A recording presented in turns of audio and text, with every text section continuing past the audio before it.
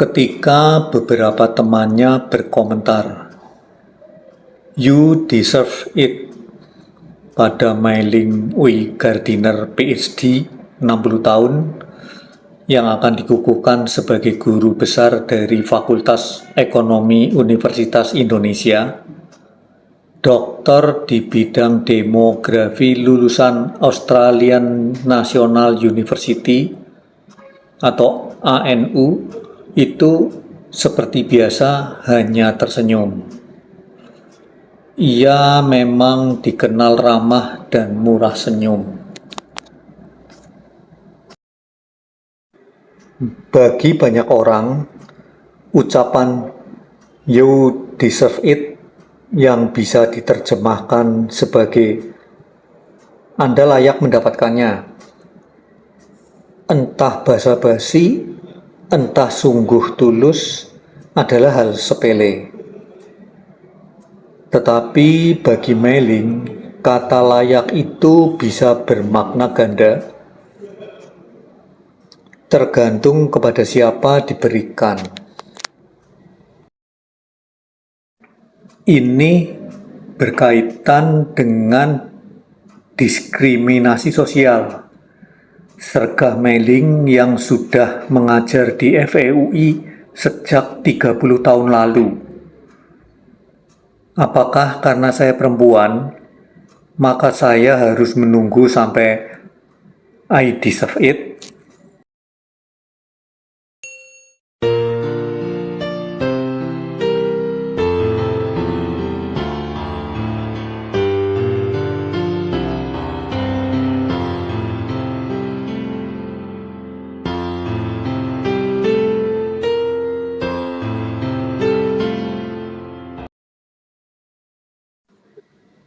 Meiling tidak menyangkal adanya persyaratan terukur untuk bisa dikukuhkan sebagai guru besar.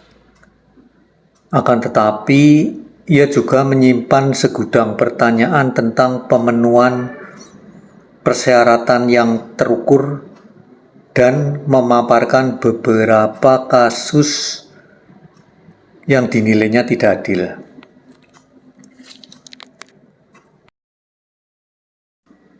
Mudah-mudahan di hari depan, jalan mencapai puncak karir bagi perempuan di FEUI akan lebih cepat dari apa yang saya alami.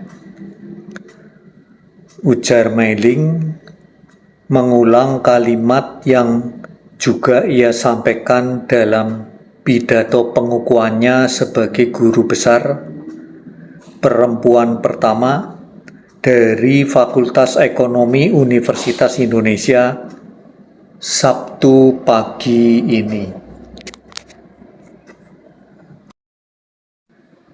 Persoalan diskriminasi terhadap perempuan merupakan hal yang digeluti Meiling sejak tahun 1978. Di partai politik misalnya, selalu dikatakan perempuan belum memenuhi syarat untuk duduk di posisi strategis.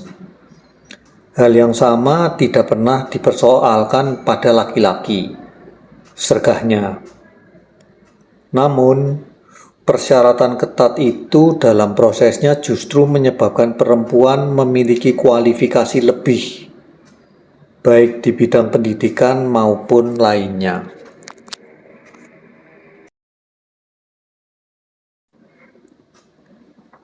Diskriminasi semakin kental dengan berbagai stereotip yang dikenakan pada perempuan. Pertanyaan semacam, apa bisa perempuan meninggalkan keluarganya begitu lama?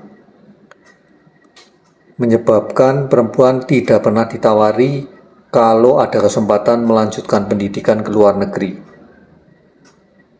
Sementara kenyataan menunjukkan semakin banyak suami dan anak-anak yang mengikuti istrinya belajar ke luar negeri.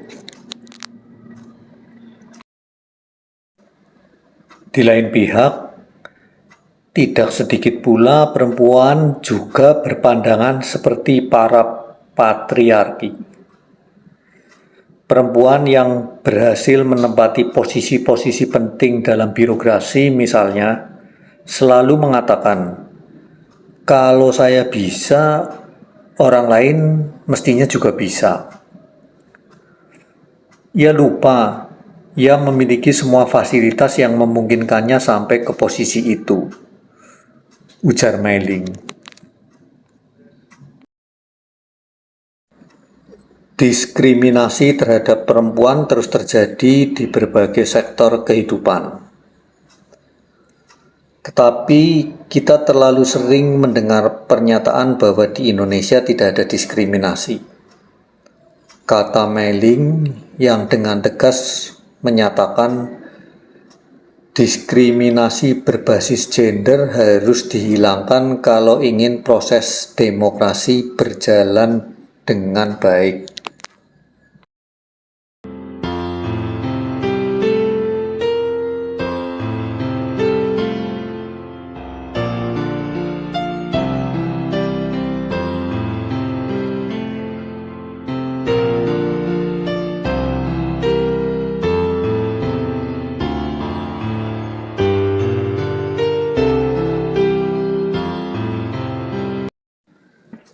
Itu sebabnya dalam pidato pengukuhan berjudul "Mendobrak Langit-Langit Kaca", lambat namun tak terelakkan, ia memaparkan sejumlah data yang memberikan kejelasan mengenai fakta diskriminasi.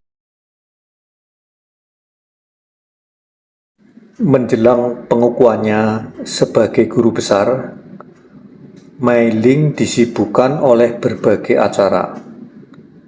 Namun, secara umum, hidup berjalan seperti biasa, katanya. Perasaannya pun tak jauh berbeda seperti ketika ia menjadi orang Indonesia pertama yang mendapatkan gelar PhD di bidang demografi pada tahun 1982. Pencapaian ini ia dedikasikan untuk ayahnya, Darmawan Wibowo, 88 tahun. Meski begitu, diakui, dorongan untuk memutus hambatan terakhir dalam dirinya adalah menjadi perempuan pertama yang memperoleh gelar guru besar dari FEUI. Soal hambatan ini bukan sesuatu yang dibuat-buat. Waktu kecil, saya tidak berani punya cita-cita karena itu berarti harus memutuskan, dan itu terlalu mewah untuk saya, kenangnya. Ketika berangkat ke Amerika Serikat untuk melanjutkan studinya, dorongan datang dari situasi. Saya maunya ke Belanda, naik kapal laut. Begitu mimpinya ketika lulus SMA bagian B Santa Ursula, Jakarta tahun 1959. Nggak taunya malah ke Amerika Serikat naik kapal terbang.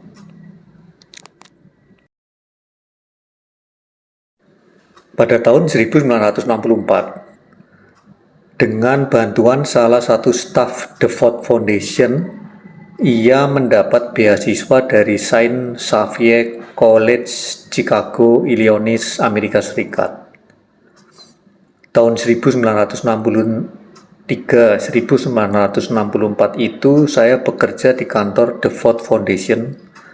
Setelah 4 tahun bekerja di kantor afiliasi FEUI dengan University of California at Berkeley yang dibiayai The Ford Foundation.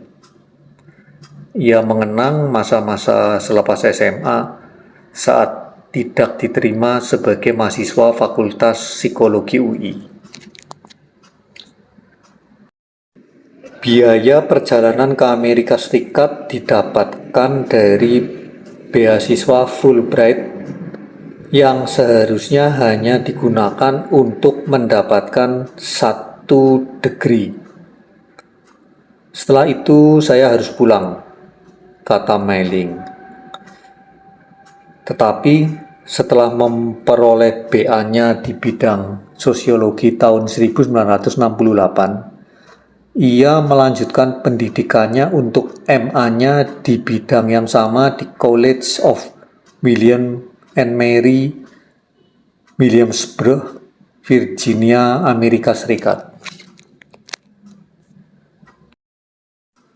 Akibatnya, ia harus keluar dari Amerika Serikat menjelang selesai kuliah.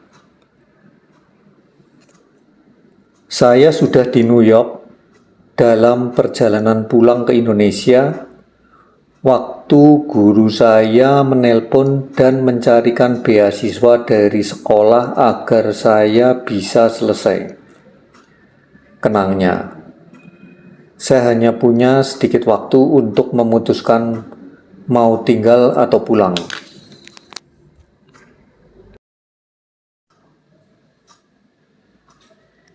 Itulah untuk pertama kalinya ia berhasil memutus hambatan yang disebutnya sebagai security blanket. Mungkin karena saya selalu merasa insecure karena takut gagal, jadi saya tidak mau proaktif. Istri dari Peter Gardiner, 57 tahun, dan ibu dari Konrad Trisna Gardiner, 16 tahun ini juga mendapatkan gelar MA di bidang studi kependudukan dari Harvard School of Public Health pada tahun 1974. Baru setahun di Indonesia, saya harus berangkat lagi ke Harvard tahun 1972, ujarnya. Baru 6 minggu di Cambridge, ibunya, Nyonya Ong Pigwa, meninggal karena stroke. Sekembalinya dari Amerika Serikat, selain mengajar di FEUI, Mei Ling juga bekerja di Lembaga Demografi UI dan Lembaga Ekonomi Kemasyarakatan Nasional atau Leknas.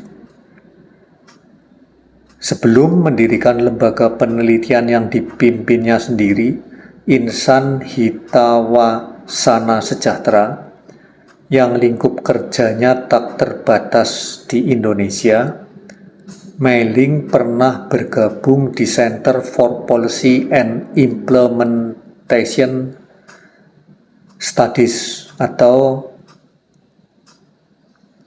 CPIS.